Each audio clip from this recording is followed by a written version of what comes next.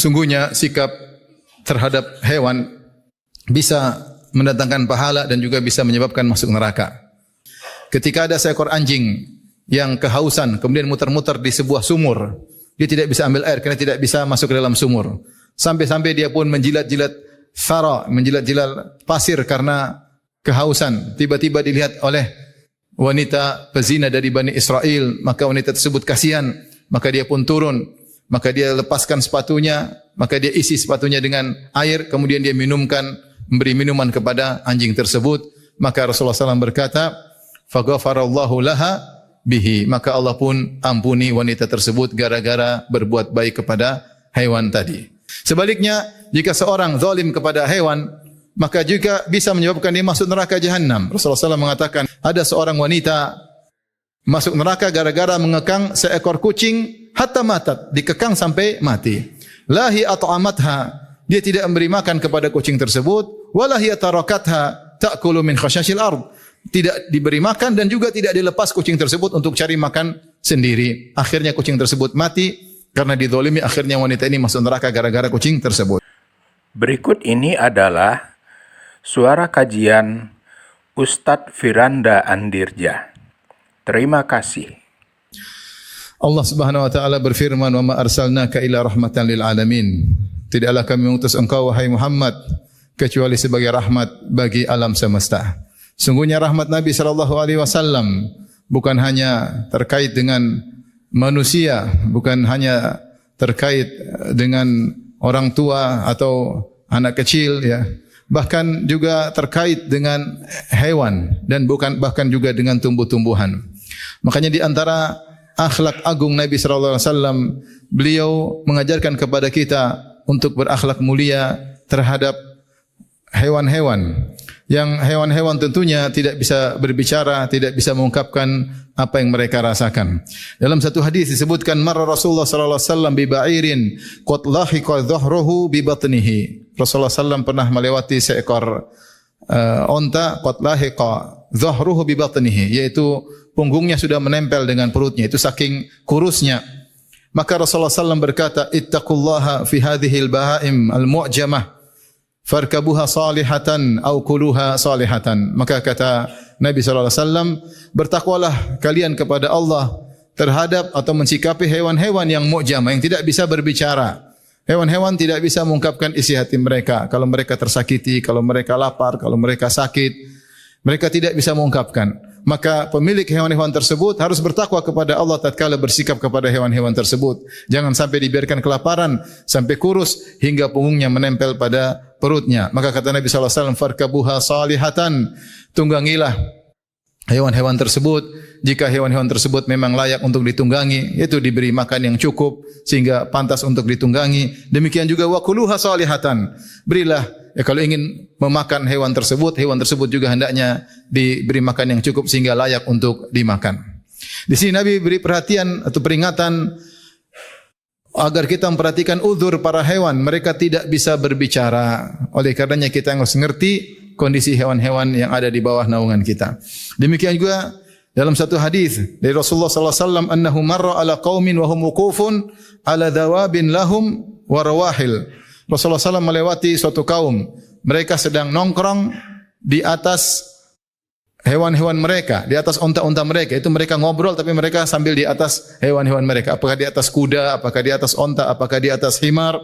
Maka Rasulullah SAW ingatkan, kata Rasulullah SAW, irkabuha salimatan wa da'uha salimatan. Ya.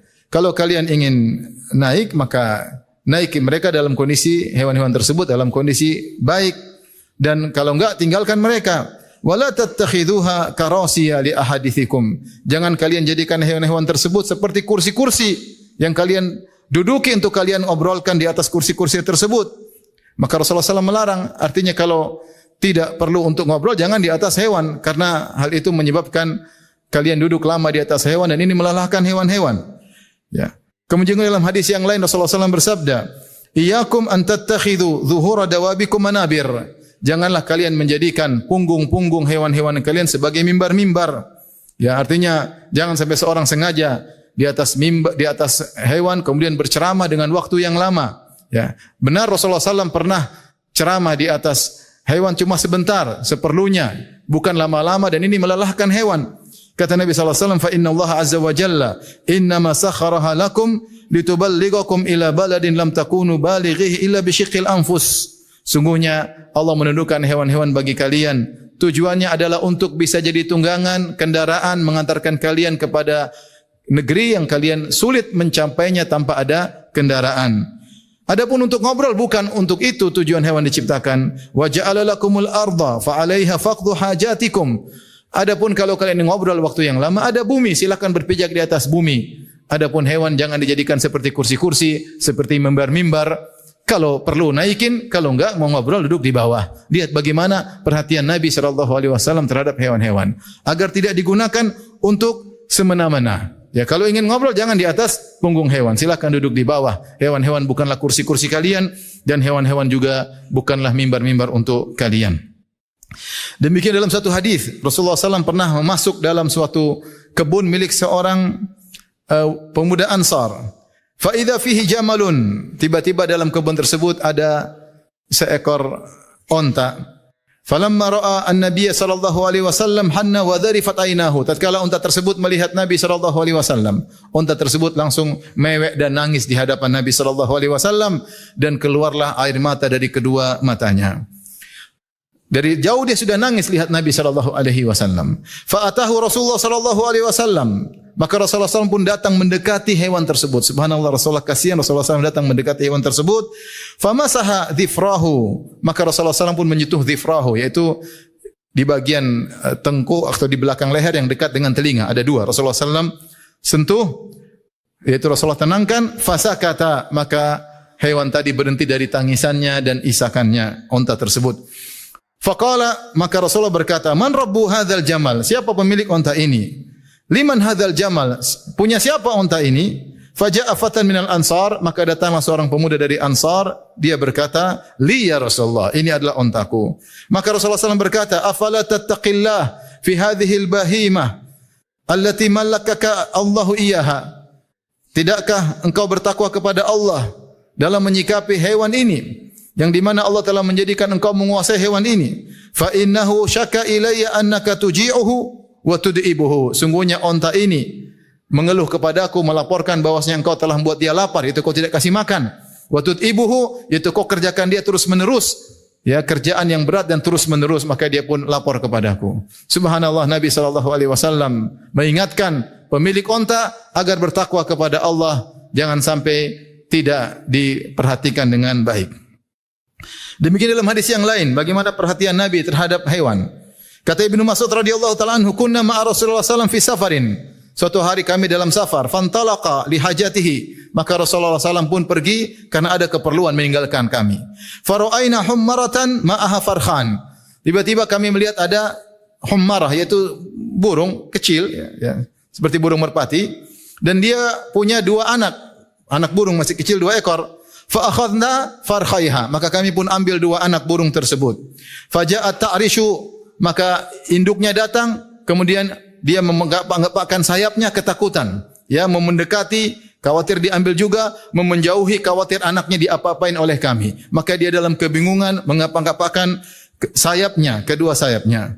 Maka Rasulullah SAW pun datang, maka Rasulullah SAW berkata, Man faja'a hadhihi biwaladiha. Siapa yang bikin sedih, bikin gelisah burung ini, ya, dengan kondisi anaknya?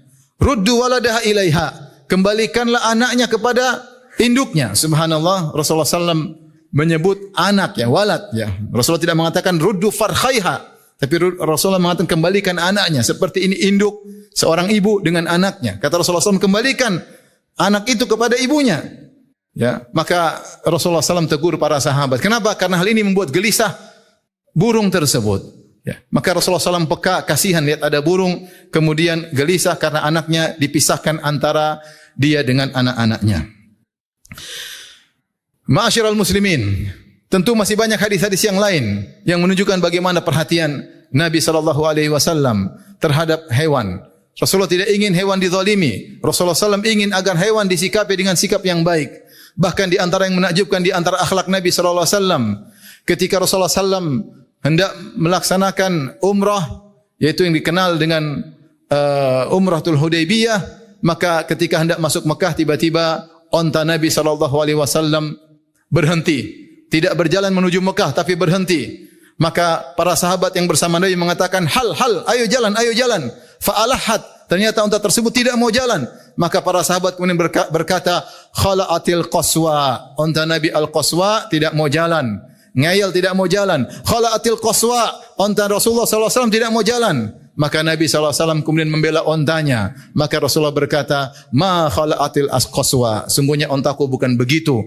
Dia tidak pernah ngayal, dia tidak pernah berhenti. Ya, walaisa dzaka laha bi khuluqin, dan ngayal itu bukan akhlak ontaku. Walakin habasaha habisul fil, tapi dia berhenti itu karena Allah yang membuat dia berhenti, yaitu yang penghalang gajah-gajah. Sebagaimana Allah telah membuat tentara bergajah tidak bisa masuk ke kota Mekah menuju Ka'bah, Allah hentikan, maka itu pula Allah yang telah pernah menghentikan para gajah Abraha, dia juga yang menghentikan ontaku. Lihat bagaimana Nabi SAW membela ontanya ketika ontanya dituduh yang tidak-tidak. Bahwasanya ontanya dituduh ngeyel, tidak mau jalan, ya. Tapi Rasulullah SAW mengatakan, walaisa dzaka laha bi khuluqin, itu bukan akhlak dari ontaku. Dan ini menunjukkan bagaimana Rasulullah SAW benar-benar perhatian terhadap para hewan. Bahkan ketika hewan dituduh yang tidak-tidak, Nabi pun menyempatkan untuk membela hewan tersebut. Dan ini adalah keindahan akhlak Rasulullah SAW. Sungguhnya sikap terhadap hewan bisa mendatangkan pahala dan juga bisa menyebabkan masuk neraka. Rasulullah SAW kabarkan tentang sikap baik terhadap hewan, ya, menyebabkan seorang wanita pezina diampuni oleh Allah Subhanahu wa taala. Kata Nabi sallallahu alaihi wasallam, "Bainama kalbun yutufi bi raqiyatin kada yaqtuluhu al-atash, idh ra'athu baghiyun min baghaya Bani Israil." Ketika ada seekor anjing yang kehausan kemudian muter-muter di sebuah sumur, dia tidak bisa ambil air karena tidak bisa masuk ke dalam sumur. Sampai-sampai dia pun menjilat-jilat thara, menjilat-jilat pasir karena kehausan. Tiba-tiba dilihat oleh wanita pezina dari Bani Israel, maka wanita tersebut kasihan, maka dia pun turun, maka dia lepaskan sepatunya, maka dia isi sepatunya dengan air, kemudian dia memberi minuman kepada anjing tersebut. Maka Rasulullah SAW berkata, "Faghafarallahu laha bihi," maka Allah pun ampuni wanita tersebut gara-gara berbuat baik kepada hewan tadi.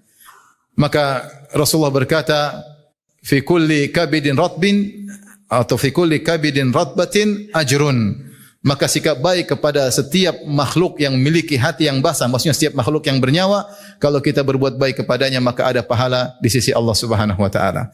Sebaliknya, jika seorang zalim kepada hewan, maka juga bisa menyebabkan dia masuk neraka jahanam. Rasulullah SAW mengatakan, "Dakhalat imra'atun an-nara fi hirratin habasatha." Ada seorang wanita masuk neraka gara-gara mengekang seekor kucing hatta matat, dikekang sampai mati. Lahi at'amatha, dia tidak memberi makan kepada kucing tersebut, walahi tarakatha ta'kulu min khashashil ard, tidak diberi makan dan juga tidak dilepas kucing tersebut untuk cari makan sendiri. Akhirnya kucing tersebut mati karena dizalimi, akhirnya wanita ini masuk neraka gara-gara kucing tersebut. Maka perhatian terhadap hewan, ya, dijalankan oleh para sahabat radhiyallahu taala anhum. Diriwayatkan dari Umar bin Khattab radhiyallahu anhu dengan sanad yang hasan, beliau berkata, "Lau matat syatun bi syattil furat," seandainya ada seekor kambing mati di pinggiran sungai Efrat, ya. Dha'iatan, tidak ada yang perhatikan. La dhanantu anna Allah sa'iluni, maka sungguh aku meyakini Allah akan bertanya kepadaku anha, tentang kambing tersebut yaumal qiyamah, pada hari kiamat kelak. Perhatikan bagaimana Umar bin Khattab. Umar bin Khattab radhiyallahu anhu adalah khalifah Amirul Mukminin dan dia bermarkas di kota Madinah. Namun kekuasaan kaum muslimin sampai di kota Irak, sampai di negeri Irak. Namun yang dipikir oleh Umar bukan cuma kota Madinah, karena kekuasaannya luas sampai di Irak. Dia berkata, seandainya ada seekor kambing berada di pinggiran sungai Efrat, kemudian ternyata mati gara-gara tidak diperhatikan, saya menyangka Allah akan bertanya kepada kau, wahai Umar, kenapa kau biarkan dia mati?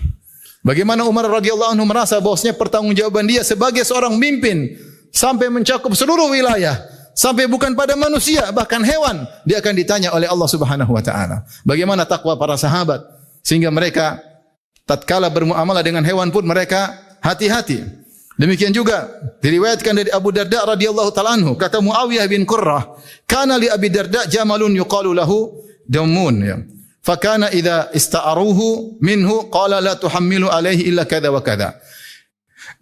Abu Darda radhiyallahu anhu punya seekor onta ya. Onta tersebut kadang-kadang dipinjam dari dia. Kalau ada yang meminjam, kata Abu Darda, jangan pikulkan dia kecuali sekian. Itu jangan berat-beratin karena onta tugasnya di antaranya untuk mikul barang-barang. Kata Abu Darda, kalau kalian pinjam boleh, tapi jangan pikulkan lebih daripada kemampuannya. Fa innahu la yutiqu aktsara min dzalik. Dia tidak mampu untuk mengangkut berat yang lebih daripada itu. Perhatikan, falamma hadaratul wafat, tatkala Abu Darda akan meninggal dunia, faqala, maka dia berkata kepada ontanya, wahai onta, la tukhasimni ghadan inda rabbi. Jangan kau bermusuhan debat aku pada hari kiamat kelak di sisi Rabbku. Jangan. Itu dia tidak mau masalah dengan ontanya. Fa inni lan akun uhammilu alaika illa ma tuti. Ketahuilah aku tidak pernah membani engkau memikul barang lebih berat dari yang kau mampu. Tidak pernah. Jangan kau debat aku pada hari kiamat di sisi Allah Subhanahu wa taala. Lihatlah bagaimana takwa yang luar biasa dari Abu Darda sampai dia tidak ingin bermasalah dengan ontanya. Maka dia tidak ingin memikulkan beban lebih berat daripada apa yang dimampui oleh ontanya. Tidak ingin. Ini onta. Bagaimana lagi dengan pembantu? Bagaimana dengan supir? Bagaimana dengan pegawai? Seorang membani hal yang lebih berat daripada kesepakatan, daripada yang dimampui. Onta saja Abu Darda khawatir akan jadi membuat masalah di hari kiamat kelak. Kemudian juga dari Umar bin Abdul Aziz rahimahullahu taala, ketika dia mendengar kabar dari Mesir, dia tulis kepada gubernur-gubernur yang ada di Mesir, dia berkata, "Innahu balagani anna bi Misr ibilan naqalat yuhmalu ala al-ba'ir minha al-fritl." Telah sampai kepadaku bahwasanya di Mesir ada onta-onta yang digunakan untuk pengangkutan, ya. Dan ternyata dipikulkan kepada onta sampai al-fritl, itu ukuran berat tertentu. Saya dengar begitu. Fa idza ataka kitabi, wahai gubernurku, kalau datang suratku ini kepada engkau, fala a'rifanna annahu yuhmal 'alal ba'iri aktsar min sitami'it ritl. Kalau sudah sampai surat kepadamu, jangan sampai ada di Mesir ada onta yang diberi pikulan atau beban lebih berat daripada 600 ritl, yaitu ukuran di zaman tersebut. Lihatlah bagaimana Umar bin Abdul Aziz tidak membiarkan ada onta dizalimi di Mesir. Semua ini karena takwa kepada Allah Subhanahu wa taala. Oleh karena seorang dalam bermuamalah bertakwa kepada Allah, jadilah seorang yang rahmat bukan saja kepada manusia tapi juga bahkan kepada hewan-hewan, semuanya adalah ciptaan Allah Subhanahu wa taala. Terima kasih sudah menonton konten dakwah di channel ini.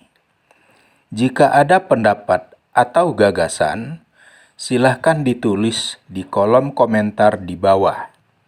Terima kasih.